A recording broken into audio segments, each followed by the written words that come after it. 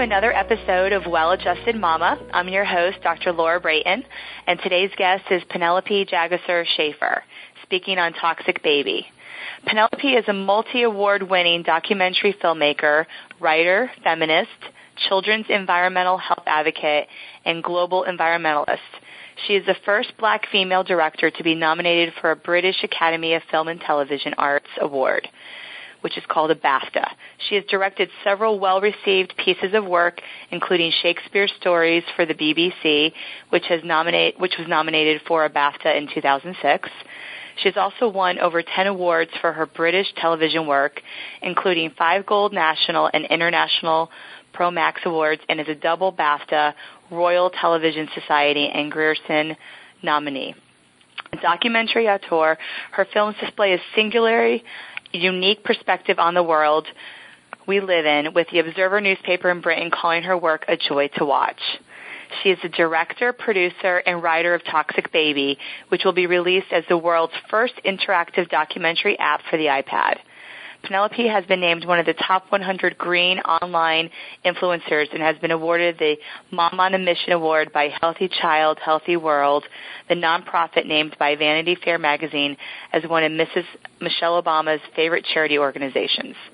Penelope has given 2 well-received TED Talks, the first with Professor Tyrone Hayes on the effects of toxic chemicals on babies and children, which has been viewed over 300,000 times, and the second at the influential TEDx Brussels.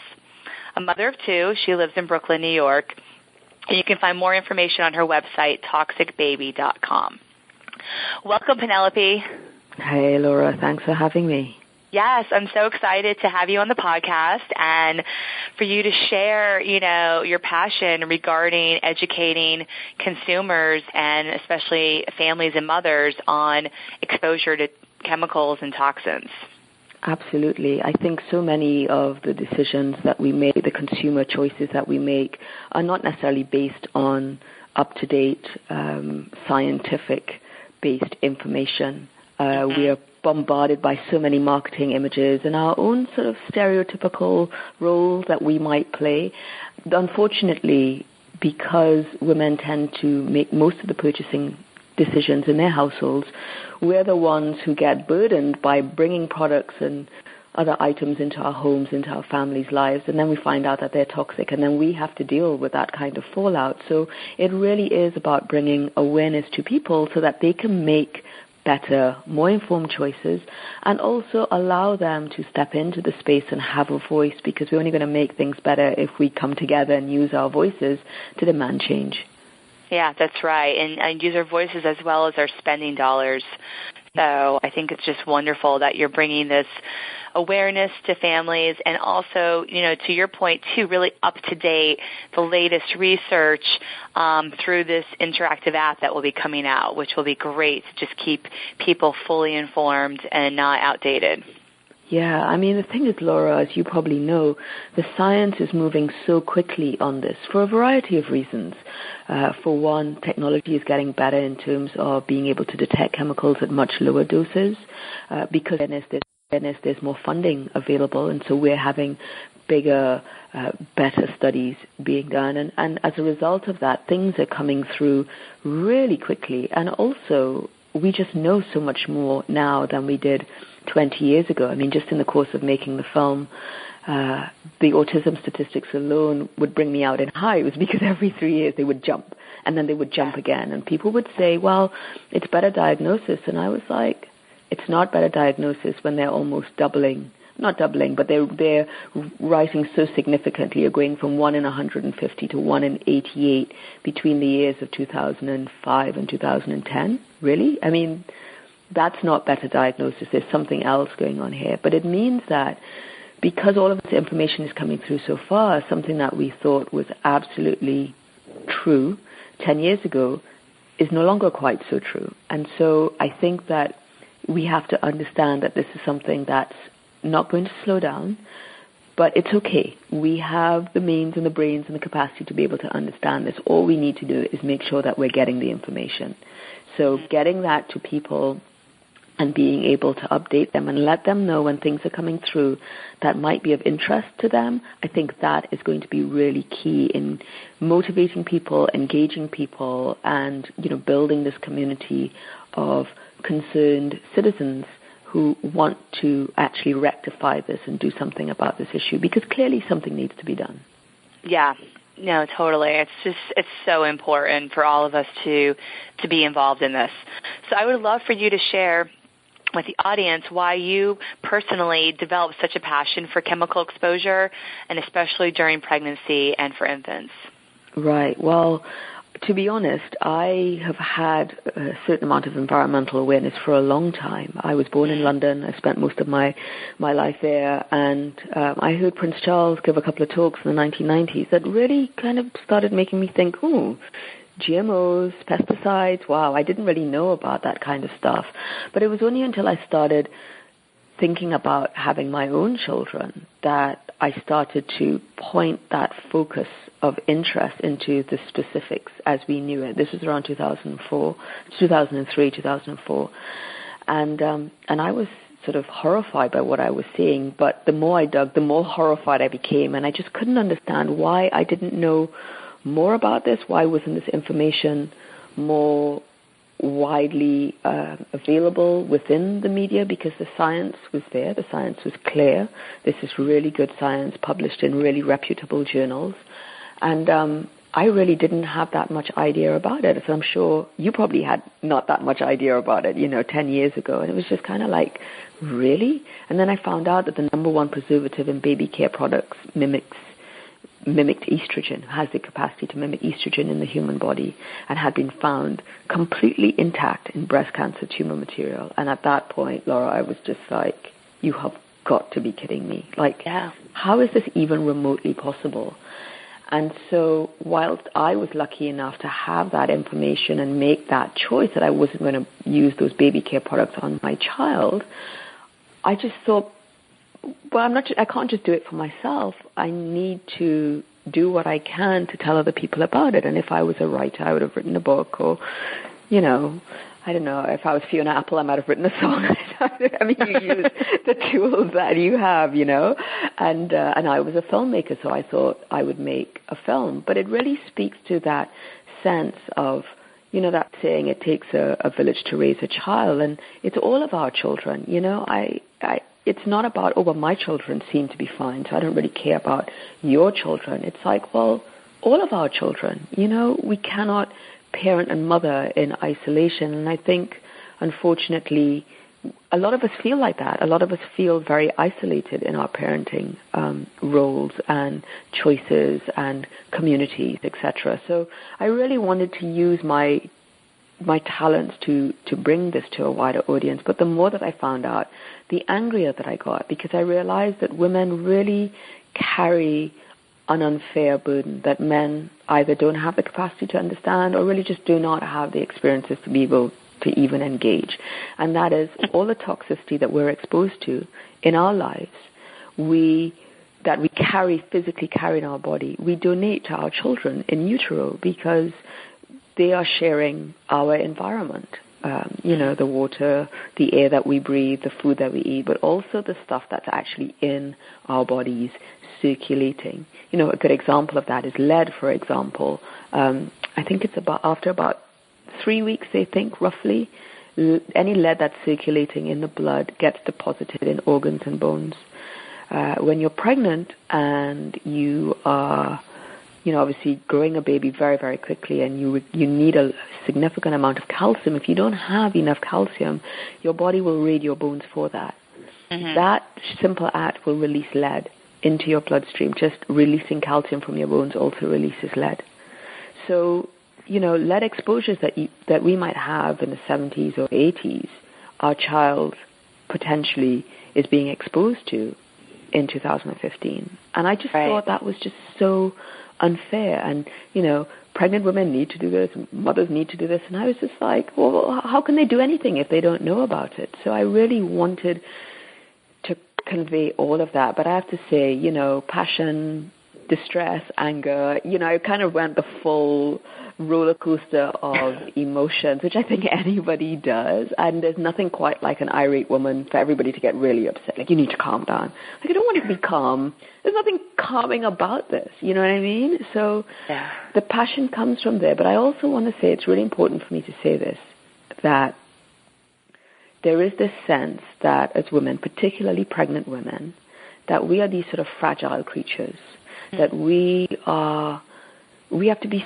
so mollycoddled and wrapped in cotton. And, it's people used to say this to me all the time, particularly doctors, male doctors, I have to say, in particular, probably because there are more male doctors than female doctors, but they would be like, you just don't want to stress out pregnant women. I mean, they can't deal with this information. And I was told that, I found it really hard. In fact, it was almost impossible for a very long time to find funding for the film. They're like, who wants to watch this stuff? Like, what mother wants to know about this? Like, women don't want to hear about this. And I was like, who are these Rapunzels that they're talking about? I mean, you might feel the same way, Laura, but I was just like, women are amazing. And what their bodies do to conceive and carry and birth a child, however that process manifests itself, that is a miracle, and that is an amazing achievement, and we do it all the time, and because we do it, people just take it for granted. So, it's just like, oh, you don't want to tell them, and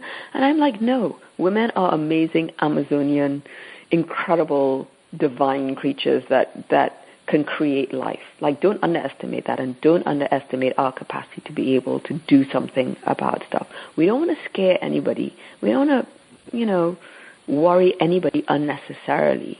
But the idea that if you're telling women that this is what is going on, that you're fear-mongering and that you're going to drive them to, I don't know, start kind of like pulling out their hair or drinking wine because they're so stressed out, that's just craziness.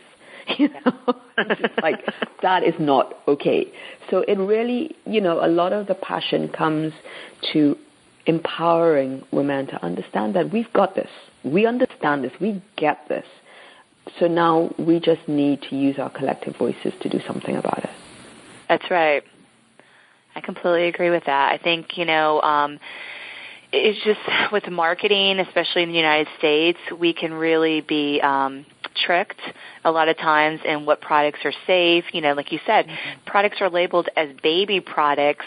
We would assume that they are safe and that they don't contain chemicals. So there's been this really misleading that's been occurring with products for women during pregnancy or products for babies. Or really, what about for the rest of us? Even if we're not currently pregnant, but we want to be pregnant one day, or we just want to live healthy, vibrant lives, we don't want to be exposed to chemicals either. So this is like a lifestyle that's good for all of us. And it's hard to know how to make wise choices if we don't have the right information to make the best decisions. Yeah, you are absolutely right. You've really hit it on the head there. I think we also have to understand that there was a significant and extremely sophisticated campaign to get us to think the way that we think. And, advertising is an amazing tool. And a lot of the perceptions that we have as women have really been dreamed up by a couple of guys, and some chicks too. Don't get me wrong. I know I have some female friends in advertising, but really the whole concept of the sort of 50s housewife and what she needs and what she has to have in our lives that has really sort of dictated the lifestyles that we have now.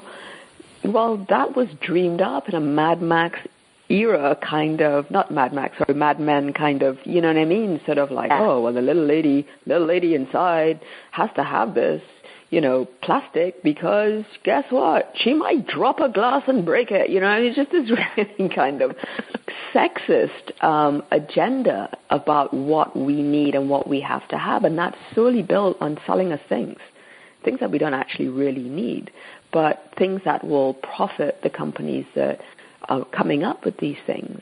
And so I think that we have to appreciate that it is very sophisticated. And there was a lot of intent there. But we're sophisticated too, and we really have to get down to basics. I think every single one of us has to make a decision about as women, where do we stand and what is it that we want to do and what are the kind of lives that we want to create? Because we have to understand that no one's going to come in on a horse and save us. There's no Prince Charming that's going to come and rescue us. And I think for a lot of women of our generation, we kind of grew up in that world, wanting to be rescued and wanting someone to kind of make it okay for us. And the thing is, that's not going to happen. If we want to live a great life, we have to create that life for ourselves. And we are living at the best time in humanity to be able to do that. I mean, yesterday there was so much activity around, gender pay disparity and stuff like that. And, there are those issues to have to deal with as well. But the fact is that most women who have an education are able to work. They're able to, create income. They are able to find ways of getting information. 150 years ago, women weren't technically allowed to go to school and learn to read. So we're at a great time. And we need to use the tools that are available to us, especially the amazing technology that we live in. I mean, some of it is not so amazing, and some of it's actually probably quite unhealthy. However, it is a tool that we can use to live the best life that we can. And we have information that is now available, like the information you provide for the amazing women that you work with that are part of your community. I mean, our grandmothers wouldn't have had that unless you were hosting a tea party or a quilt making party or something like that. You know what I mean? Yeah. That's an interesting imagery to think about. But it's sort of like we as I say, we've got this, and we have these things, and so we need to create these amazing lives for ourselves, because unfortunately here in the United States, health is a huge concern. People are really unhealthy, and we are raising really unhealthy children. I mean, our children are the most unhealthy that they have ever been since we started trying to take notes. I mean, people will debate the role of things like the plague and other infectious diseases like that. But when you look at chronic childhood disease, you look at the rates of asthma, you look at the rates of childhood cancers, developmental disabilities like autism and ADHD, diabetes, birth defects. It's just astonishing that you see this parallel in increase for all of those conditions over the past 50 years. And there are little wobbles along the way. They drop a little bit, they rise a little bit, but they are significantly higher now than they were, say, in 1970. And that was one of the alerts that kind of got the scientific community just thinking, what's going on here? Because they suddenly realized that they were seeing a lot more of these conditions than were being reported, just after the Second World War, for example. So we're raising unwell children who become unwell adults, and we ourselves are a society that are unwell. So we have to take the measures to bring health and to, as you say, living great, vibrant, amazing lives ourselves. We have to do that for ourselves, because I just don't think our society is set up to want to necessarily give that to us. Wow.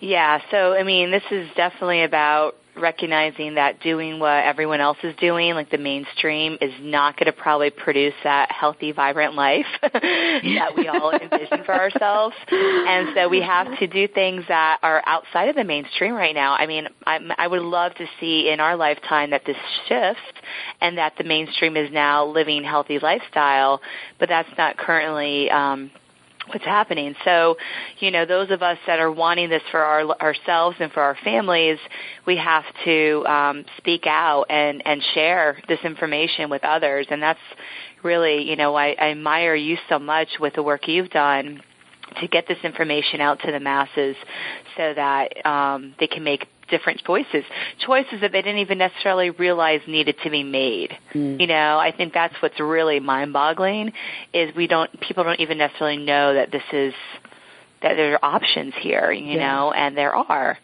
So I agree. so important. I agree totally. I mean, I think that what's really overwhelming is the amount of things that we really need to do and the kind of change. And I get that. I mean, I live that. But in saying that, I live a detox life in Brooklyn as much as is humanly possible without having a nervous breakdown. And, you know, I live a great life. Could it be better? Well, you know, what are the metrics that you're using for that? At this present point in time, I'm really healthy. My kids are really healthy. They're happy. You know, they're vibrant, and we have a lot of love. And so, you know, by those metrics alone, that's great, because money couldn't buy any of those things anyway. That's correct. And so I think that we really have to, as you say, we have to speak out. I think that as women, we've not really been nurtured and encouraged to use our voices.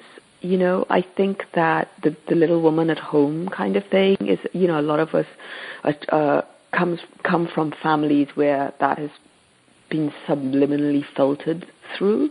And so for a lot of us, you know, taking charge in the workplace, taking charge at home and stuff like that, we're all trying to navigate this space. You know, many of us have not grown up seeing our mums and our grandmothers in those roles, and so we have to try and find those roles for ourselves. But that's okay. You know, when you sit back and you realize that throughout history, women who have stood out, and let's face it, you know, women who behave really make history. Women who kind of like are seen and not heard and kind of do the right thing. But, you know, a couple of 100 years ago, if you were a woman that spoke out, you were a witch and you were burned at the stake. You know, just the fact that our uteruses, you know, the Latin root for uterus is hysteria. You know, I mean, it's just like if you had a uterus, then automatically you were a hysteric. I mean, just you have to understand that thousands of years of that kind of patriarchal culture has not been helpful, but that's okay. It is what it is, and it's done. Right. But we can move on from that. And, you know, like somebody said to me, I don't want to be that mom. Oh, God, you know, that mom in the playground. And I was like, I'm that mom. Mm-hmm. And she was like, yeah, but you look really cool. And I'm like, thank you for saying that. I don't feel particularly cool today. I'm just not even sure if I brushed my hair this morning. Maybe that's why I look so cool. But this is Brooklyn after all. But the point is that, you know, there is something about that female commonality of experience where we want to be like so and so, and that's why celebrity females are so powerful in our culture. We aspire to be like that person. We aspire to do what our tribe is doing. And sometimes our tribe needs new leaders. And sometimes our tribes need someone to step forward and say, hey, you know what? And it's hard often if you're the first, but we can't not speak up. You know what I mean? And I think what has changed, Laura, significantly since I started. When I started, I was definitely the crazy person. And I know why people didn't want to be part of my tribe. Like, who wants to be that crazy person? Kind of like John the Baptist out in the wilderness, complete with the hair, not a good look. You know, I get that. I really, really, really get that. However, what we've seen is that people are getting more sick. And even in the space of that decade, those 10 years, 2005 when my son was born, 2015, he's just turned 10, I've seen so many of my friends going through cancer, their parents going through cancer, so many people's children just unwell. I know kids with juvenile diabetes, type 1 and type 2 diabetes. You know, that they're less than 10 years old, children with cancer. I know children that have had 2 bouts of cancer, and they're less than 10 years old. Wow. Children who are asthmatic, and nobody in the family is asthmatic. You know, it's just, you just start thinking there's something going on here, and I think that really is what is pushing us. So I think what you're trying to do is so perfectly placed, because I think for a long time it was that struggle, and you were an outlier for thinking this way.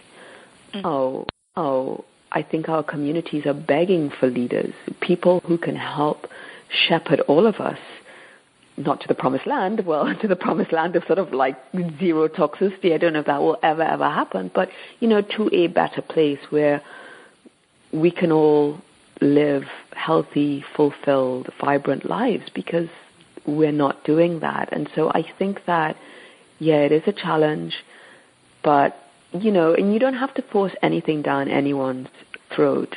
What I've realized is that people say, oh, your kids aren't sick. Like, my kids have had 5 colds this winter. We've had a particularly harsh winters, Mm-hmm. And I say, well, no, not really. They have the odd cough or whatever. And they're like, what are you doing? And I always speak up. I always say, well, but, I don't hit people over their head. There are times when you want to say, oh, you know what, I found out about that, and people may not like you, but as women, I think we have to get over that hump. So-and-so may not like me. It's like, it's not high school. Right. It's not running for homecoming queen. It's not a popularity contest. It's not a popularity contest. And I think that we are getting to that point where we understand that.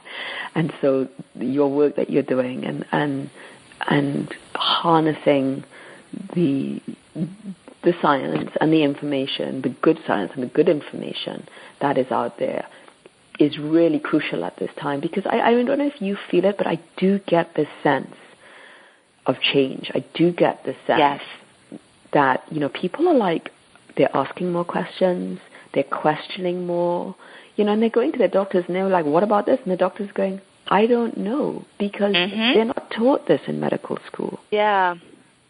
Right? The internet has totally shifted our world. I mean, that's really what you're speaking to, is this technology that wasn't even available really like 20 years ago. No. I mean, my poor mom on the computer, it's like to her, it's like a magic box. I mean, she's just sort of like, holy bleep, like, really? But that, so that has really empowered us as women, whether we're bloggers or, we're communicators in whatever way, shape, or form. We can find this information and we can find the communities that will help nurture us. And I think for many of us, a lot of our communities are online.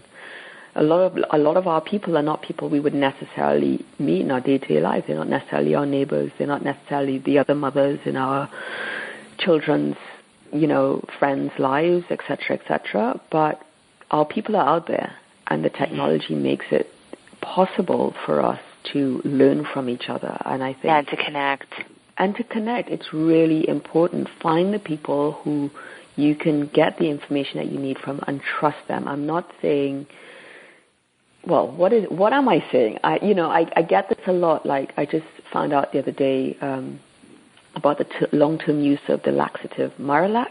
Have you heard about this, Miralax? Yes. And I'd never heard about this. And people were like, oh, yeah, my sister's kid has been on it for like 10 years, every day. And I was just like, that's insane. It's never even been tested for children. And they were like, well, my doctor recommended it. And I was like... Yeah. I see that a lot in my office, actually. I help children come off of Miralax. Right, get their bodies functioning normally.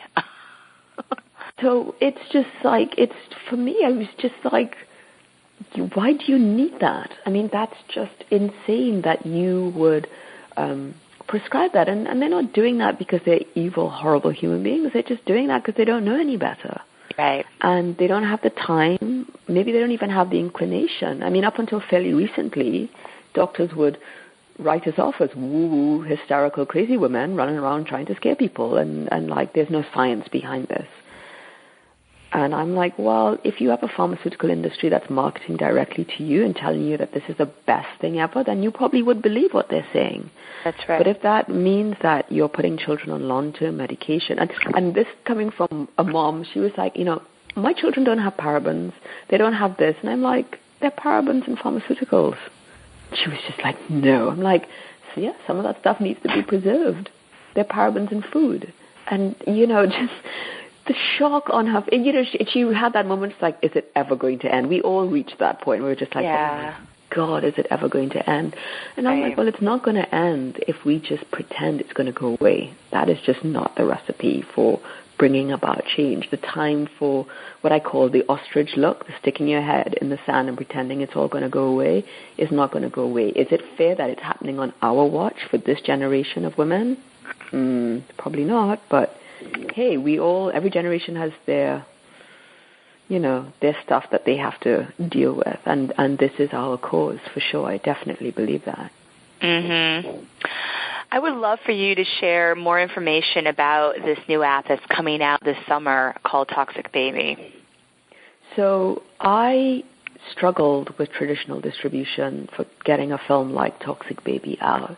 And in numerous kinds of ways. One thing became really clear when I started screening rough copies of the film is that people actually wanted more information, not less information. And the nature of documentary is that it's hard to convey a lot of in-depth information without people's brains just kind of like, it's not like a 500-page textbook that you can just put down and go have a glass of wine and then come back.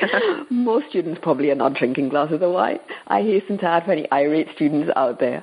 But the point is that it's a lot of information to take on board. And as we said at the beginning of the podcast, it's information that's changing so quickly. So I really had to start thinking outside of the box, just to, again, go back to what you were saying, how we all have to start thinking a little bit outside of the box. And I had to start thinking, how can I convey significant amounts of information to people in ways that they can access it by acknowledging the way that we access information and media in this day and age? And that was a thought that just kept going through my mind over and over again. And I used to do a lot of interactive work for the BBC. In fact, one of my British Academy Award nominations was for a series called Shakespeare Stories, massive interactive project. And I suddenly thought, could I do what I was trying to do, what I was doing with the BBC? Could I do that on a handheld device? Is that even remotely possible? And the answer to that was, up until fairly recently, it wasn't. But it is now. iOS as a technology is now stable enough to be able to handle interactive video. And I just thought, if I could make this interactive, if I could allow people to access as much or as little as they want, that would be so amazing and on the go. So if you're a mom, in a doctor's office, if you're waiting, when you're pregnant and you have to wait for your scan, there's always a wait. Like, you spend so much of your life waiting. Like, you can use that time to access this information. And I was just like, wow, that would be fantastic. So the app is in its initial beta starting point. It's the film in an interactive format that you can watch as a normal, regular film, or you can choose to get additional bits of information that is pertinent to that specific topic. So someone might be talking about hormones, and we have a little icon that comes up. If you don't know what estrogen is, you can click on it, and it will pause the film, and it will pop up additional video material that would explain what estrogen is and what testosterone is, and why chemicals seem to behave in this kind of way, because this topic is so huge. And this is probably a good time just to kind of get some figures in here. The United States imports and or manufactures over 40 billion pounds worth of chemicals every day. Oh my gosh. That's the volume that we're talking about. And that's based on the best figures that we have. That's crazy. Like, I figured you were going to say every year, and then you said every day. I was like, what? Every day. Wow. And global chemical production is set to double every 25 years. So, we're talking about a trebling of the amount of chemicals in circulation in our lifetime. That's really, I know this. I got that figure from one of my scientists who's at Berkeley, and, he told me this in 2008. And in 2015, I was like, as a double, I would keep always emailing him. And he's like, I'm not going to tell you because you're so freaked out by it. But, it's just mind-boggling. And more and more chemicals are being introduced every year without any sort of public transparency. So without any kind of data that allows us to really understand what these chemicals could do. A really good case in point was the case in West Virginia last year, where you had that chemical leak into the water in West Virginia, and we had no safety data for that chemical, none. We had no idea. It's all proprietary. It's like, we can't share this information. But do you have the information? That's a big question. And, of course, they didn't have to answer those questions. And they're still dealing with the fallout from that one plant that managed to leak all of this contamination into the water supply. So, that's what we're kind of dealing with. And I was just like, I need to be able to find ways of breaking this information down so that people can access it. And because of my background, doing, promos and video promos and commercials and that kind of thing, I bring that sensibility to my work. Which I think is why The Observer was really into it and called it a joy to watch. It's very visually driven. It is for the MTV generation that grew up and had kids. But you do that and then you start thinking, well, what else can we do? So another aspect of the app is this video index, which I'm really excited about. In the same way that you have a book index, we will have a video index. And you might watch the film and think, whatever you think about the film, but then your sister calls you up and says, oh, my God, Joey's been diagnosed with asthma or whatever. You don't have to sit down and go through the whole film, or you don't have to, where do you even start? Well, you can go to our video index, and it's all listed alphabetically, and you can go to asthma, and you will see all of the video material that we have on asthma. You can see it on, you might be curious about parabens. Well, go to parabens, and you will see Philippa Darbre, who did all of that pioneering research about parabens, over 10 years ago, and see her talking about her research and how they told her that, you couldn't even find parabens in the human body. They were too big a molecule. And, well, she found parabens. She found them in breast cancer tumors because she'd been a breast cancer researcher for 25 years.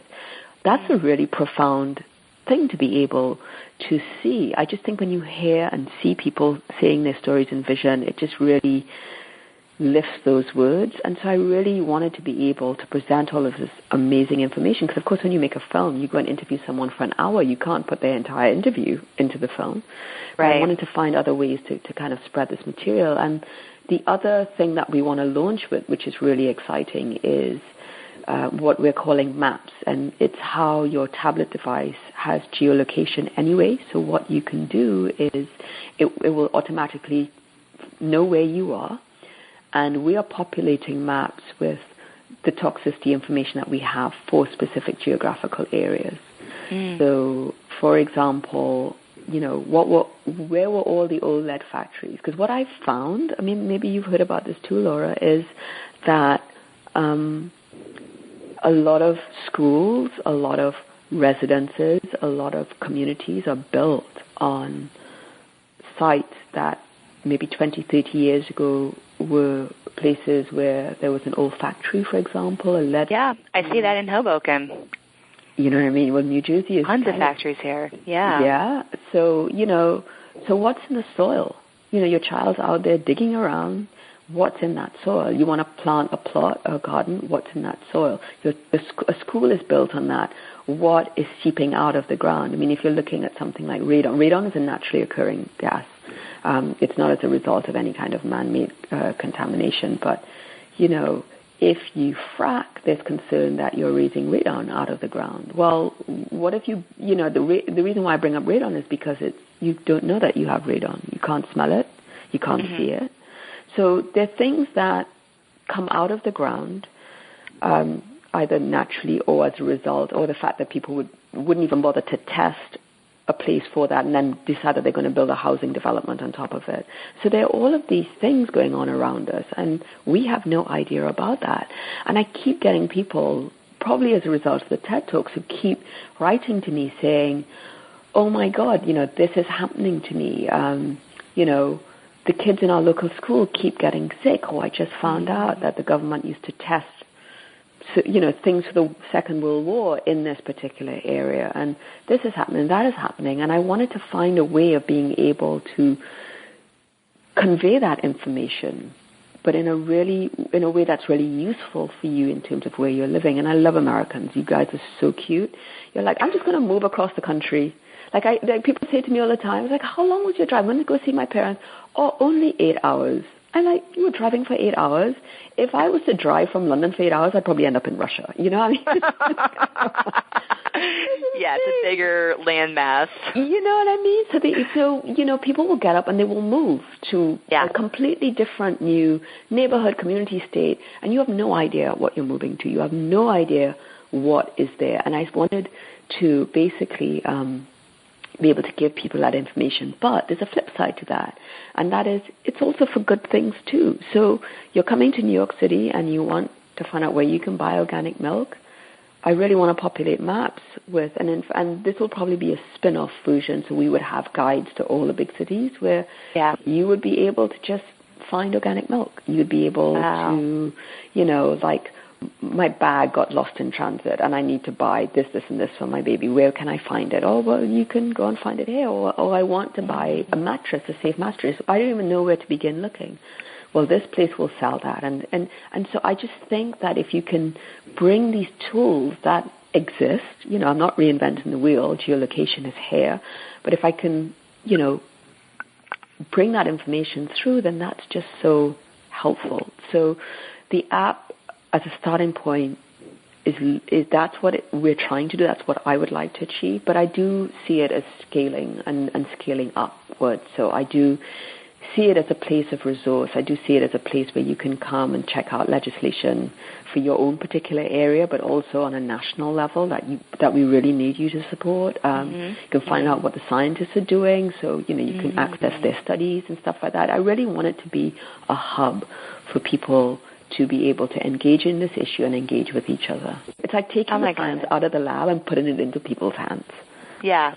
This is very exciting. I mean, this is really like the best use of technology is just bringing the information direct to people, and it's easy to access. It's not overwhelming, and I think it's just really going to transform the way we live, and I think also the way we spend our money. I think that's really so important that we are actually making smart buying decisions, especially as mothers, and this tool is going to help us do that.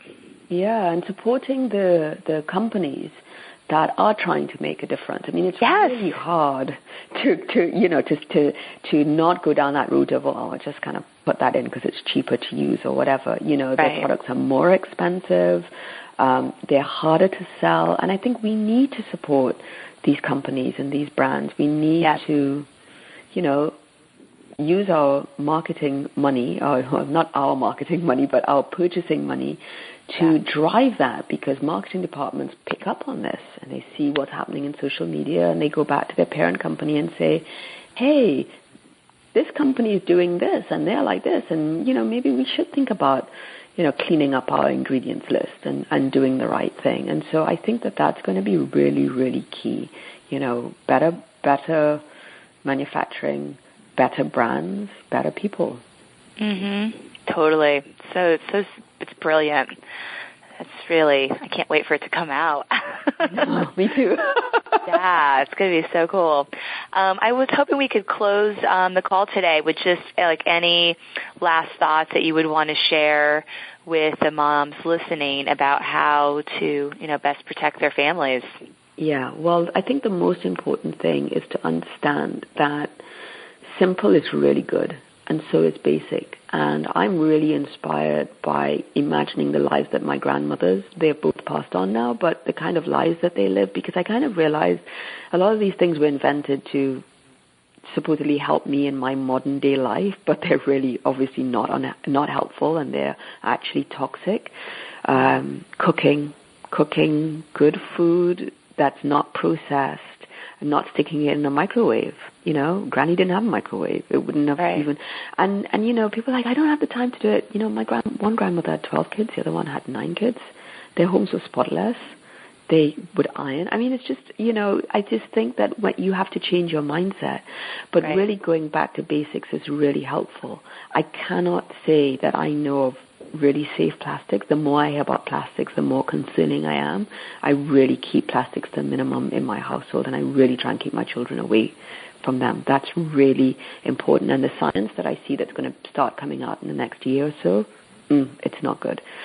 So, looking at your diet, looking at how you can cook and how you can access good food for your family, as I say, less plastics, maybe it means being a little bit more DIY than you would be naturally inclined to be. Mm-hmm. But, you can get a cardboard box and draw with your kids. It doesn't have to be something that's plastic and shiny and has buttons on it. And, we kind of feel like we need that to raise the next generation of Einsteins. I don't think so. I know. Let's go back to basics. And let's try and find our ways of doing that. And if I can just say really quickly, take your shoes off before you come in. Especially if you have gardens and any kind of soil around your home. But in particular, your kids are out there, they're in parks, they're in playgrounds that do get sprayed with pesticides. Get an air filter. Open up your windows, not during rush hour, so at times when it's not as busy as possible, but also try and get an air filter, because I think if you live in a city, it's just so much particulate matter out there. And unfortunately, sweeping and mopping and wiping things down is really key in reducing your toxicity. All of those things are free, by the way. You don't have to actually spend any money to do any of those things. But they will have a significant effect on the amount of chemicals you're bringing into your home. Powerful. Very good. Thank you. You're welcome. Well, I appreciate all of the knowledge that you shared, and we'll all keep our eyes peeled for this app to come out this summer, 2015. Yeah. I will tell you, I will make sure that you're straight on that list, and I can say, hey, I'm really looking forward to it. And the thing is, we're trying to make sure that it's a multi-platform application. Certainly multi-device. So we're starting with the iPad because we need to start with something, but, scaling it out to the Android devices and eventually, hopefully, some sort of desktop version, I think is certainly key in my vision. So, even if you don't have an iPad, know that we're thinking about you, and we definitely want to make that available as widely as possible. Wonderful. Well, thanks again, Penelope, for coming on the show today. No, my pleasure, Laura. Thank you so much for having me.